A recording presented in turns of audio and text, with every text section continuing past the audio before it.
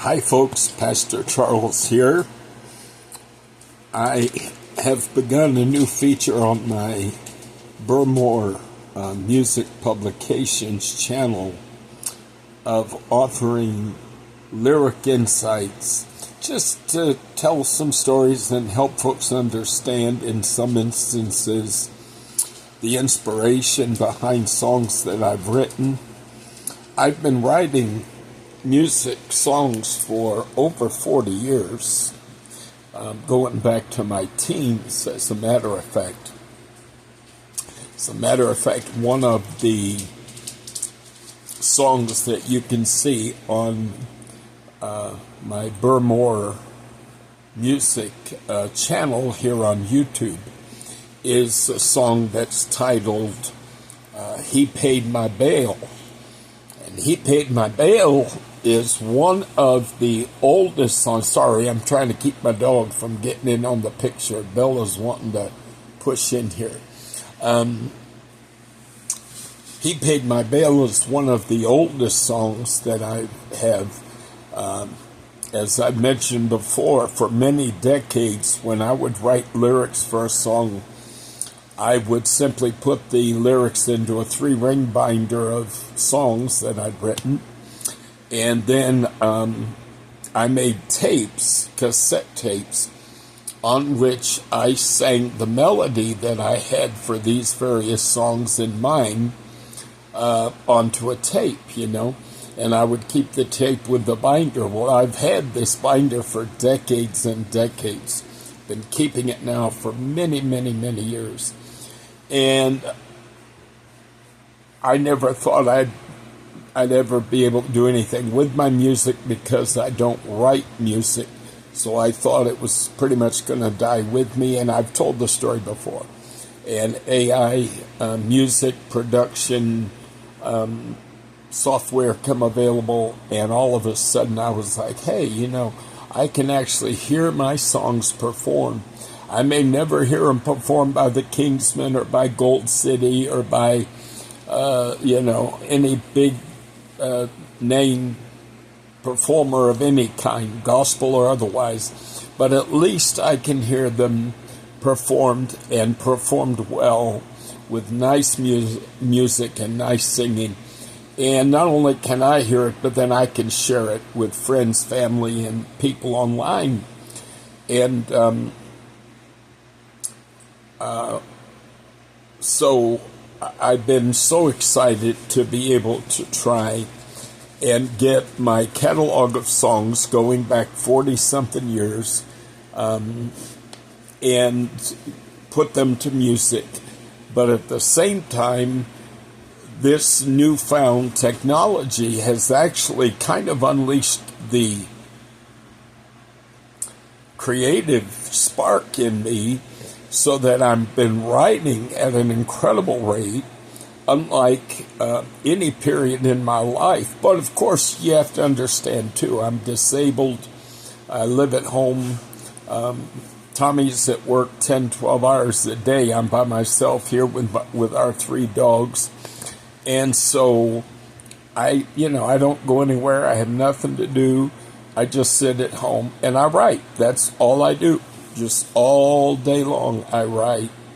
And when I was doing church, obviously I would be studying and preparing for Bible studies and teaching and preaching.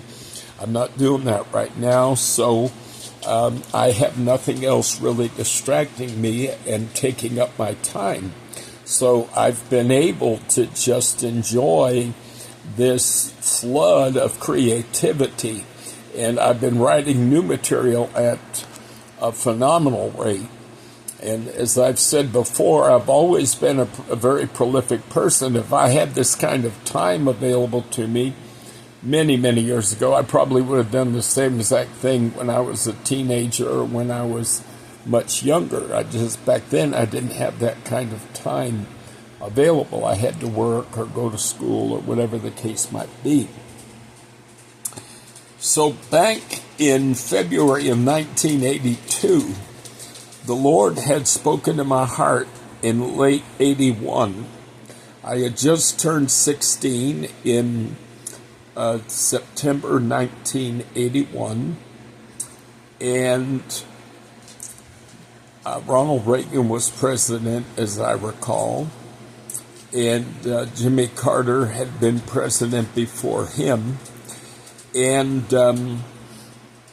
I felt the Spirit of the Lord speak to me and tell me, I want you to go to Texas. And here's Bella. This is my baby Bella. She's getting in on the scene. Honey, go over there. Stay. Okay, be a good girl.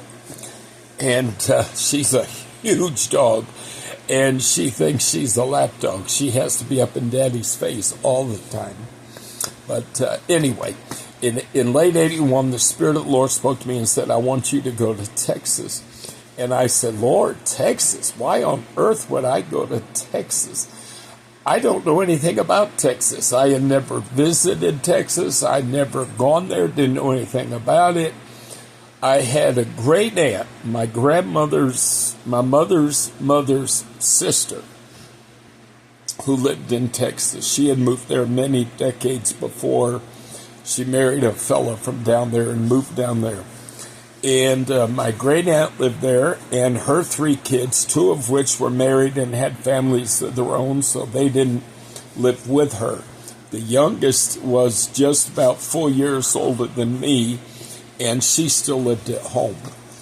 And that's the only family I had in Texas. And I can't say that I knew them super well because they lived so far away.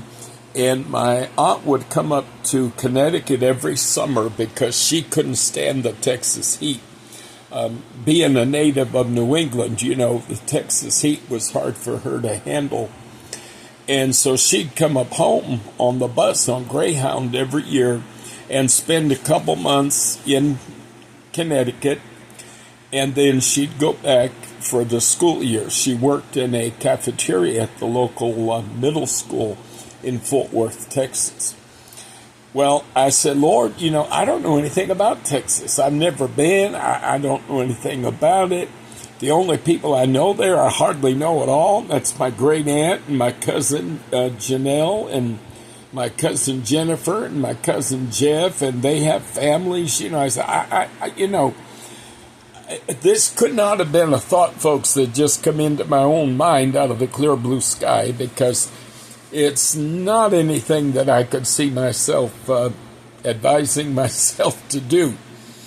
And I said, well, Lord, why on earth would you want me to go to Texas? And the answer that I got back was, I want to train you and prepare you for your ministry. You're going to have real life experience that is going to train you for your ministry. If you're going to preach faith, you're going to learn to live by faith. You got to remember, I was just barely 16 years old. And so, long story short, in February, I believe it was the 12th, 1982, I boarded an airplane in Hartford, Connecticut, Bradley International Airport, and I flew into DFW Airport in the Dallas-Fort Worth area.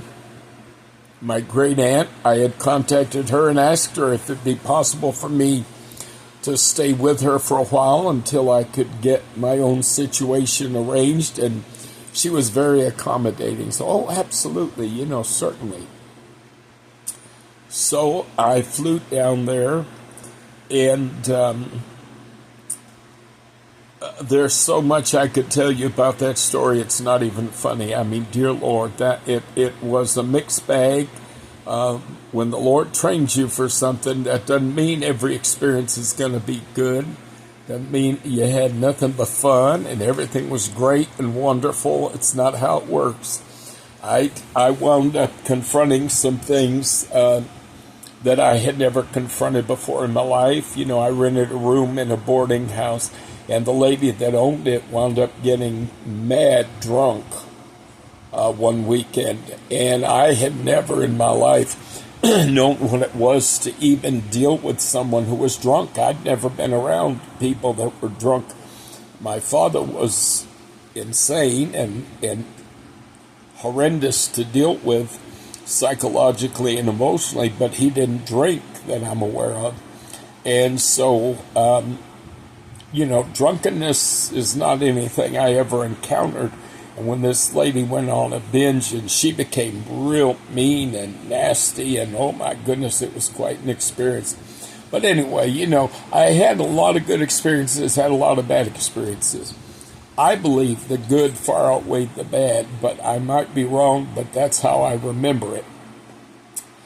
Well, at one point, I mentioned in previous videos, my mother had come down and was convinced by my father, who was simply seeking to manipulate her, to go back to Connecticut and rejoin him there. And she wanted me to go back with her, and I did. And I've told the other parts of this story in other videos. I won't repeat it. When the Lord opened the door for me to go back to Texas, He actually opened the door for me to get a job painting an apartment for a woman who owned a 2-family house. And she had this big 3-bedroom apartment upstairs in this 2-family house. And she needed the entire interior painted. And I was able to secure that job. And it gave me the money I needed to return to Texas. Well, when I returned to Texas, I had nowhere to stay. My great aunt that I had stayed with for a few months when I first got there, again, I didn't know her very well when I went there. That's the whole thing. She turned out to have some really, really, really crazy ways about her and some really strange hang-ups. I don't know how else to say it. She'd get insulted over the craziest things in the universe. My father used to complain that he had to feed his kids. And if we went to McDonald's, let's say, and I ordered what I wanted to order to eat, he would be complaining that I ate so much. A lot of parents say, well, he's a growing boy, blah, blah, blah. That wasn't my father. He literally griped and complained that I ate so much. And even at home, he complained that I ate so much. And so when I went to Texas, I didn't want to be a burden, and I didn't want to be a financial burden on my great aunt. So I bought sandwich meat, which I used to love ham sandwiches back in the day. And I bought sandwich meat and buns and lettuce and tomato and cheese and all this. And my cousin, who still lived at home, she and I became real close. We were like siblings. We would sit and we would kind of make sandwiches on a little bit of a conveyor belt, and we'd wrap them in cellophane. Then I'd put them in the fridge. And that way, if I were hungry after my aunt had served dinner and everything, I could eat a sandwich that I bought, because I got there and immediately secured a job. I had a job in Connecticut as a grocery checker, so I sought out a job in Texas as soon as I arrived. I got a job at the local Montgomery Ward.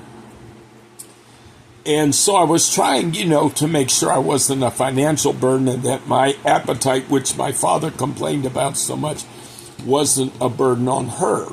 She interpreted my doing that as I didn't like her cooking, and I didn't like what she prepared, and her food wasn't good enough for me. She had and as the years went by and I got to know her a whole lot better, she was this way with everybody. She just had really weird ways of looking at everything and strange hang-ups.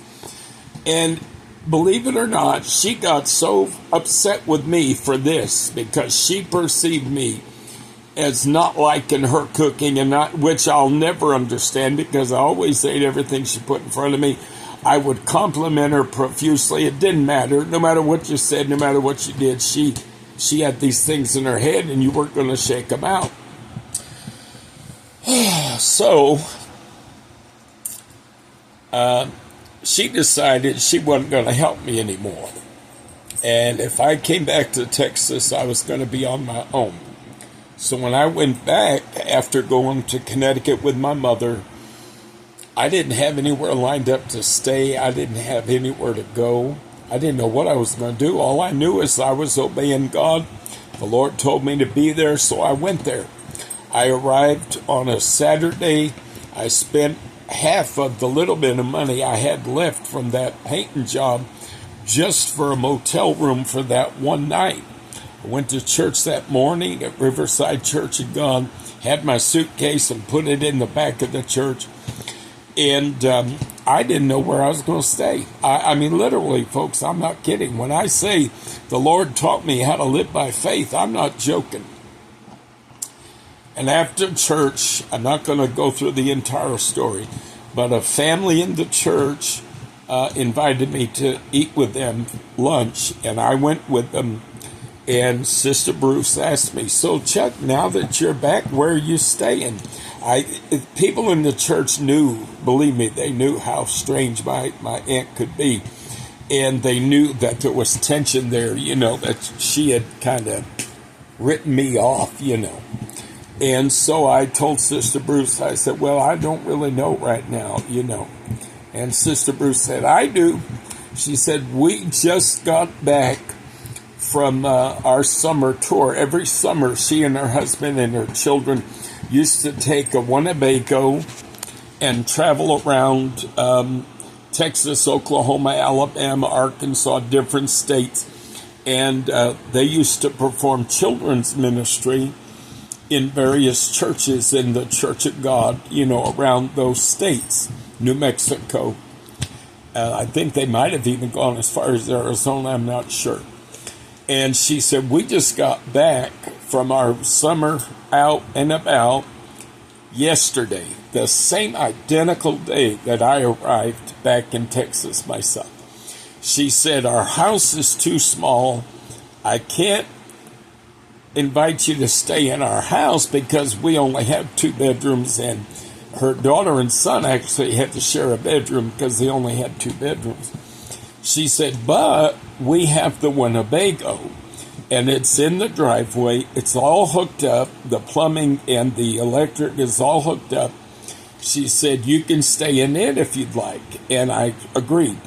So that's where I stayed for the first month or so that I was there. And then I got a room at that boarding house I referenced a few moments ago. And Brother and Sister Bruce wound up being invited to pastor a Church of God in North Texas, about 8 hours or so from Dallas-Fort Worth. She wanted me to go with them, and I really think sometimes maybe I missed the Lord and I should have gone with them, but I love the Riverside Church of God in Fort Worth and what have you, and I felt like that's where I was supposed to be. And so I stayed in Fort Worth, and that's why I rented a room at this boarding house. Well, one night I was in that Winnebago, and I was praying. And as I was praying,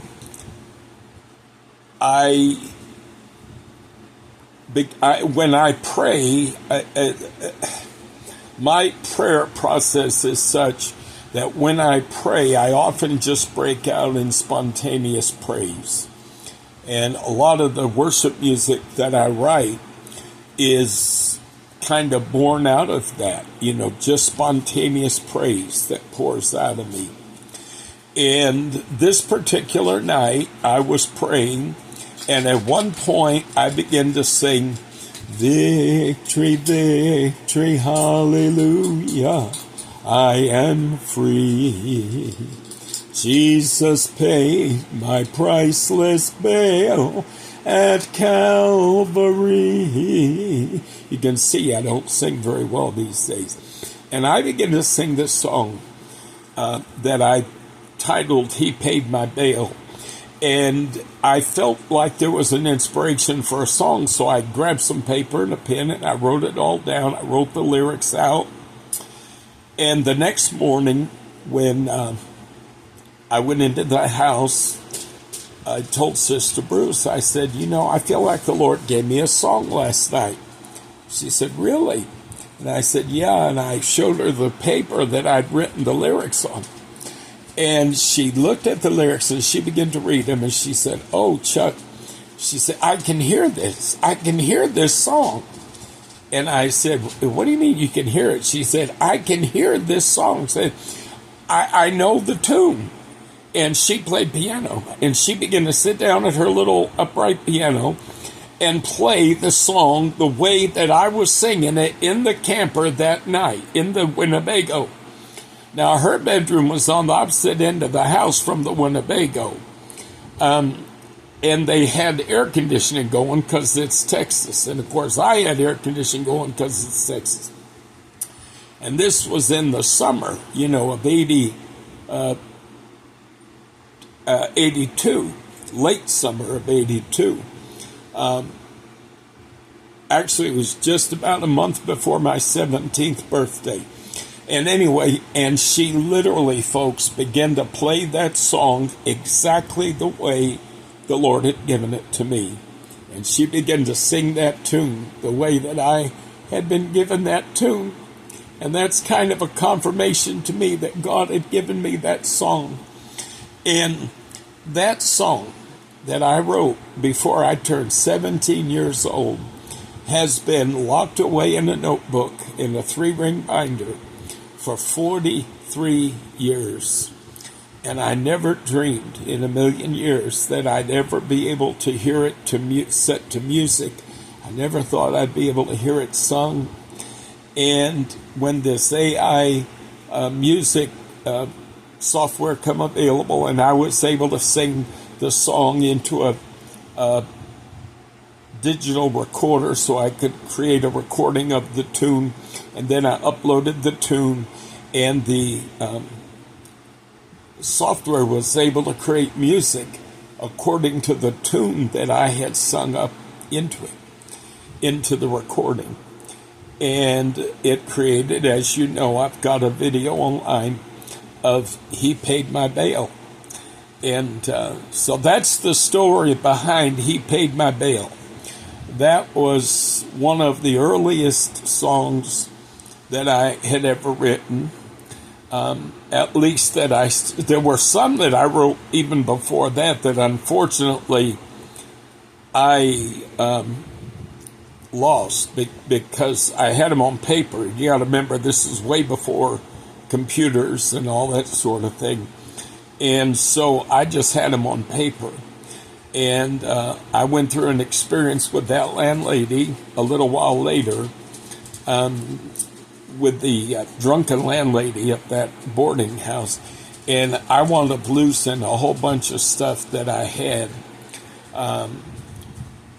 I had to leave there because she was on a 3-day bender, and I just couldn't deal with it. I'd never been around a drunken person in my life, and I just had to get out of there. And when I did, I wound up not being able to get some stuff that I would love to have gotten, and part of that was stuff that included written records of songs that I had written. So those songs are forever lost unless somehow, some way they one day reappear. But I mean, I've been writing songs now for all these years, and I am so thrilled. I'm absolutely thrilled to be able to produce them, put music to them, to share them with people. I do not think myself any great songwriter. I am no Bill Gaither. I'm no, Andre Crouch. I know that. I'm not foolish, folks. They write music. They play piano. They know how to compose music. I know how to give a song a tune.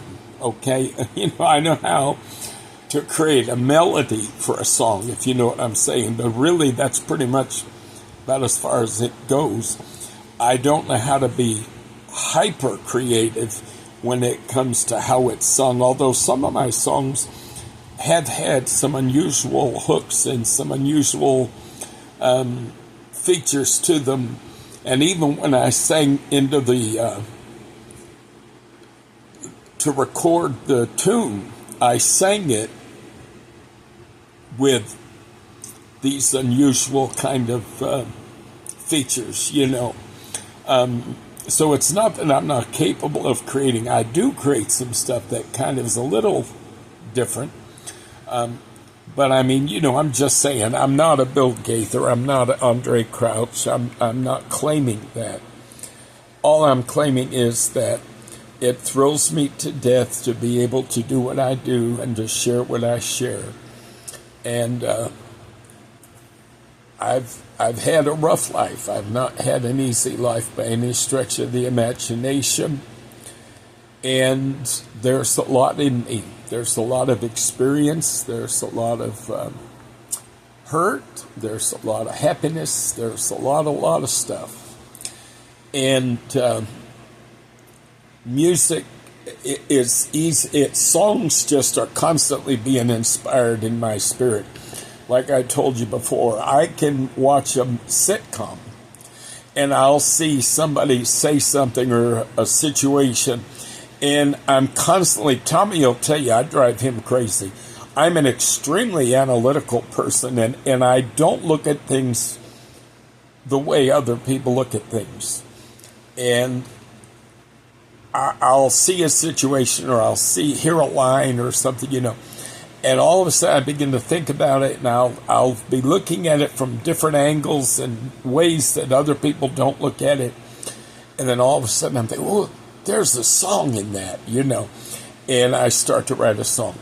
I just did this. Tommy and I had a conversation coming home the other day from the salon, getting our hair done, our hair cut, and we were having a discussion, and as is so often the case, we were talking about something, and Tommy was saying, well, but I didn't mean to. I didn't mean to be offensive, or I didn't mean to hurt feelings or whatever. And I said to him, well, if you go to hand somebody a knife and you stab them through the hand by accident, I said, does the fact you did it by accident make it any less painful? Or does it make that injury, it's not a real injury, because after all, your intent was not to stab them. Well, as I said that to him, I literally said, oh my Lord, there's a song in that. I didn't mean to. And I told him, I said, I'm going to write a song. And I began to sing lyrics, being playful with him, And I began to sing lyrics to him like, I didn't mean to run you over, so get up off the road. And literally, I sang that line to him. And I began to make up lyrics as we were sitting in the car. And I told him, I said, I got to get home quick. I said, I got to write this down. There's a song in that. Well, I don't want to take this time up with two different songs. We'll talk about that song later. That's the new song that I just posted here recently. That says, I didn't mean to. So if you get a chance, go on my Burmore Music, go to youtube.com/@BURMORMUSIC, Burmore Music. Go to that channel. That is my music, strictly my music channel. Check out my song, He Paid My Bail. I wrote that at 16 years old, before my 17th birthday. And check out as well my new song, I Didn't Mean To, which is a secular country song. It's kind of humorous. The whole idea behind it is I'm dealing with a very real subject, but I'm doing it with humor, okay? And so you might enjoy that as well. Listen, folks, I appreciate your support. I hope you enjoy what I write. I put a lot of effort and a lot of time into songwriting, and then even a whole lot more time into producing and editing and creating the music and the arrangements for my songs. And I really appreciate those of you who appreciate what I do. Thank you so much for watching. Check those songs out, and we will talk to you the next time. God bless.